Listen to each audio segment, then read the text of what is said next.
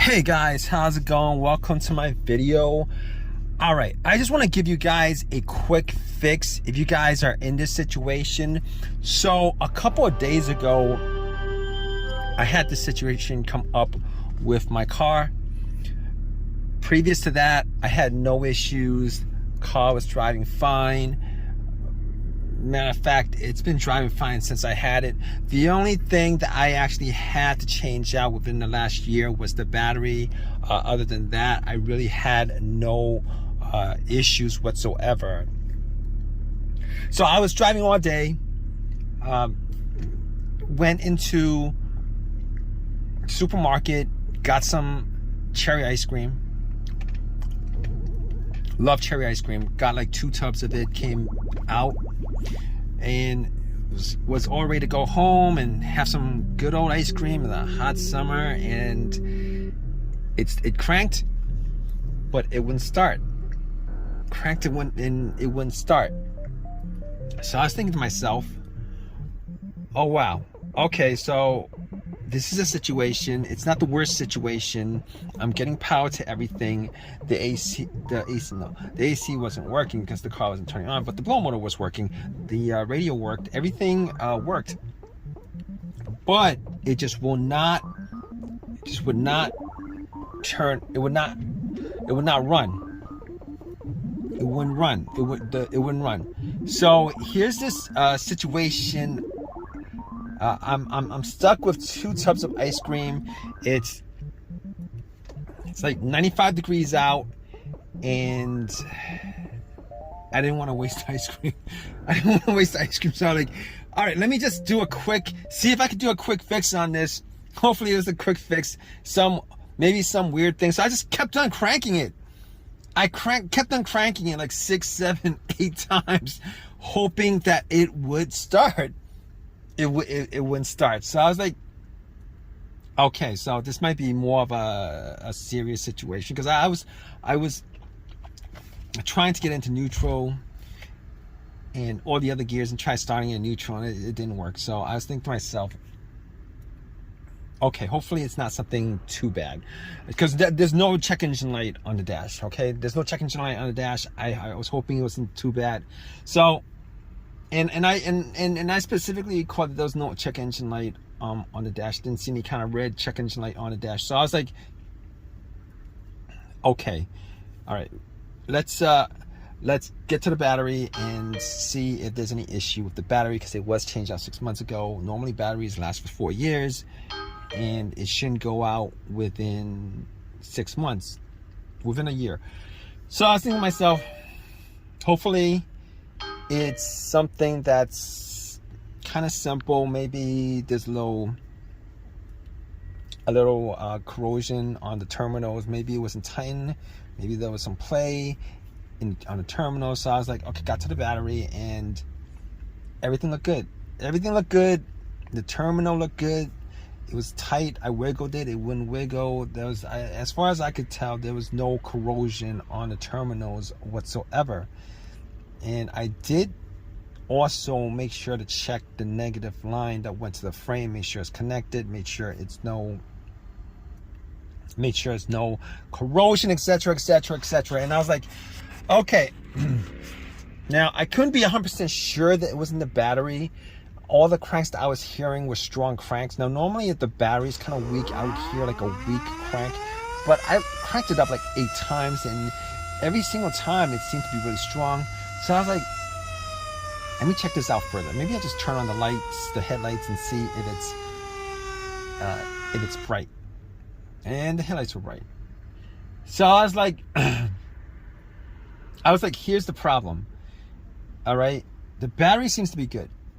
Now, obviously at this point, I'm thinking 99% sure it's not the battery, like 99% sure it's not the battery. But I was thinking to myself, what if it could be the battery? You know, because I got to get this ice cream home. What if it could be the battery? All right, because it's 90 degrees out and there's no AC. All the windows are down. Ice cream is melting. And I'm thinking to myself, all right, I do have a jumper pack. One of those no-codes that I got from Walmart. Like when I had that battery issue, about a year ago. So I hooked it up. It was 75% loaded. Turn it on. Try to start the car. Same thing. Nothing. No. It was a crank. No start. Same strong crank. No start. So I at that point I ruled out the battery 100%. 100%. I ruled it out. So basically, I got back in my car, really hot, and I was thinking, I gotta throw out this ice cream. It's like, I'm like 15 minutes into this hot weather, got ice cream. It's gonna be melted within like 40 minutes. That's what I was thinking, all right? It was pretty soft, So I was like, maybe I should eat this ice cream. Maybe I just eat some of it and then throw some of it. But I'm getting off track right now. But I was thinking to myself, maybe it's the crankshaft, maybe it's the camshaft, maybe it's the mass airflow sensor, maybe it's any of those things with a sensor, and maybe it could be all those things. And I record to myself, you know what? There was no check engine light. I remember looking at the dash. For whatever reason. I remember looking at the dash and I didn't record a check engine light because I would have noticed it, all right? And if any of those components, the mass airflow sensor, the crankshaft, the camshaft, the throttle position, if any of those sensors, any of those sensors had any issues whatsoever, for the most part, like 99% of the time, if any of those sensors has issues, there's a good chance, 99% of the time, that the check engine light will illuminate or at least blink.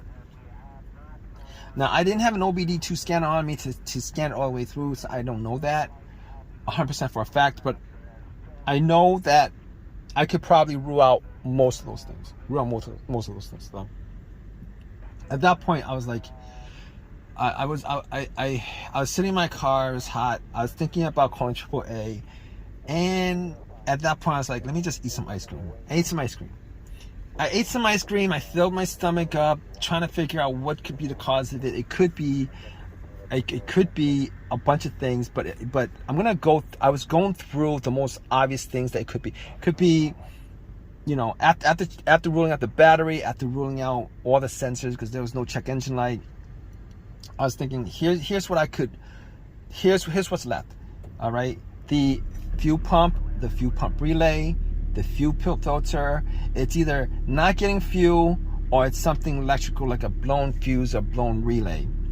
Now, my next step was I went and checked the fuses and the relays. Now, all the fuses look good. I didn't have a fuse tester on me, but I looked at the fuse box just to make sure nothing looked like it was brownish or burnt or any of that nature, and none of it looked burnt. I didn't smell any kind of burnt coming from it. So I was like, maybe it's the fuel pump. It could be the fuel pump. Maybe it's the fuel pump relay. One of those things may have gone out. So I was thinking, I got back in my car. I actually tried to start my car, trying to listen to see whether there's priming at the fuel pump. Now, funny enough, I was able to hear some buzzing when I turn the key to the on position. All right, the on position is the position before the crank. All right, it's before the crank. Turn it to the on position a couple of times. Turn it off, turn it to the on position. Turn it off, turn it to the on position a couple of times. And I was sitting in my car with my ice cream, melting ice cream. I had a plastic spoon. I was eating ice cream, and it was really good. And I was thinking to myself, all right, I could hear the fuel pump, like a whizzing motorized sound from the fuel pump. I could hear it.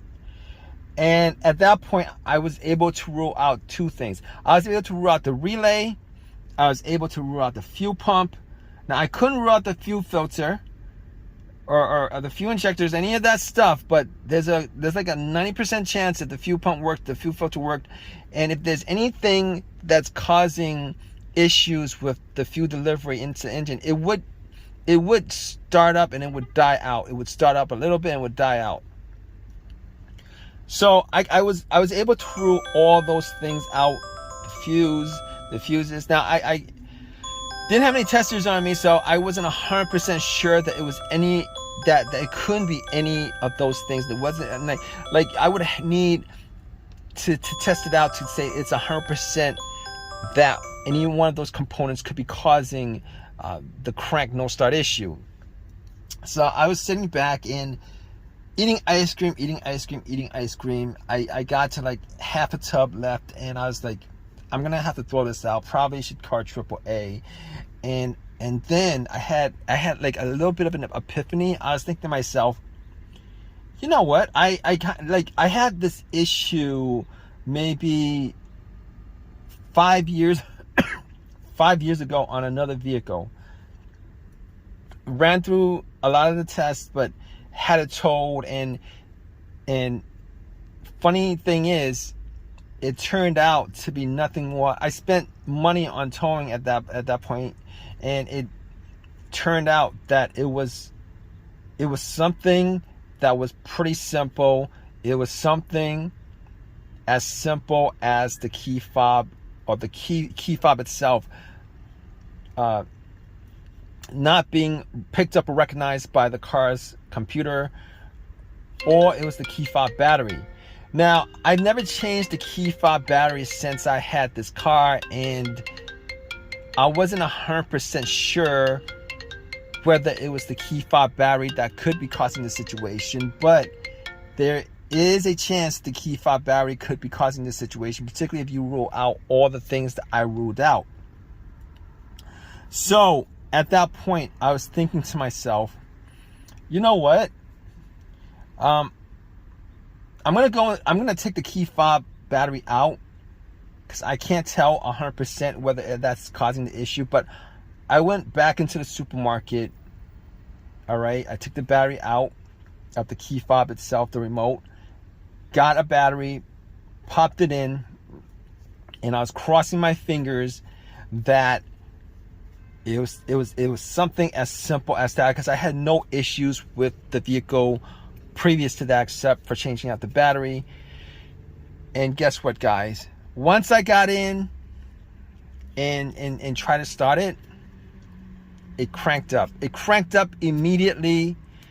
It's cranked up ever since. I've had no issues whatsoever since. It's as simple as that.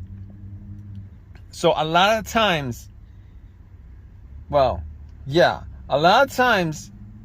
you know, it could be one of the components that I went through, but sometimes it could be that as simple as your key fob battery that's causing the issue. So if you guys are in this situation, I'm sure you guys are, if you guys are watching this and you guys want to rule out something that could be causing your crank no start situation, and you guys want a very, very, very quick fix, definitely try this out. Okay, take the key, especially if you guys haven't changed the key fob battery in a while, take the key fob battery out and go to your local, wherever it is, CVS, and any place that sells these little flat batteries, buy yourself one of these batteries, replace it, pop it in, and try to start it. If it starts up, then you're all in the clear.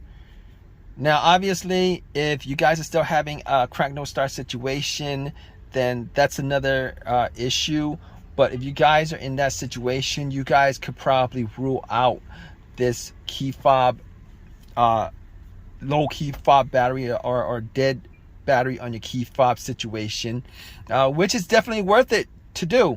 Because if you guys are in this situation where you guys are trying to troubleshoot issues, etc., this is probably one of the things that get to a lot of people, or get to most people, because when they come across this issue, they think that it's probably a component in the car that's causing it, and they won't actually go to other scenarios that might be causing it that has really nothing to do with the electrical or mechanical working of the car, but instead it's probably related to something that they wouldn't normally think or would be causing an issue like that. But anyway, I hope you guys have I hope this helps you guys out, if you guys are in this situation, and I hope you guys have this fixed. It's as simple as this. All right, if you guys have a comment, please definitely leave a comment in the comment section. Please subscribe, please give me a thumbs up, all that good stuff. All right, guys, take care.